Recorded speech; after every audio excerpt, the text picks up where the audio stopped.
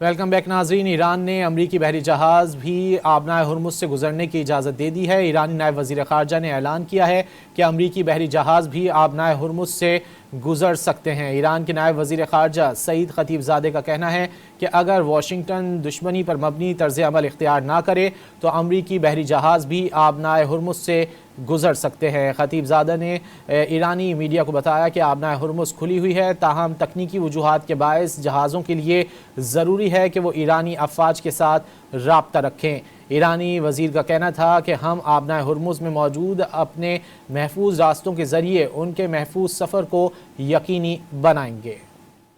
Welcome back ناظرین، ایران نے امریکی بحری جہاز بھی آبنائے ہرمز سے گزرنے کی اجازت دے دی ہے۔ ایرانی نائب وزیر خارجہ نے اعلان کیا ہے کہ امریکی بحری جہاز بھی آبنائے ہرمز سے گزر سکتے ہیں۔ ایران کے نائب وزیر خارجہ سعید خطیب زادے کا کہنا ہے کہ اگر واشنگٹن دشمنی پر مبنی طرز عمل اختیار نہ کرے تو امریکی بحری جہاز بھی آبنائے ہرمز سے گزر سکتے ہیں۔ خطیب زادہ نے ایرانی میڈیا کو بتایا کہ آبنائے ہرمز کھلی ہوئی ہے، تاہم تکنیکی وجوہات کے باعث جہازوں کے لیے ضروری ہے کہ وہ ایرانی افواج کے ساتھ رابطہ رکھیں۔ ایرانی وزیر کا کہنا تھا کہ ہم آبنائے ہرمز میں موجود اپنے محفوظ راستوں کے ذریعے ان کے محفوظ سفر کو یقینی بنائیں گے۔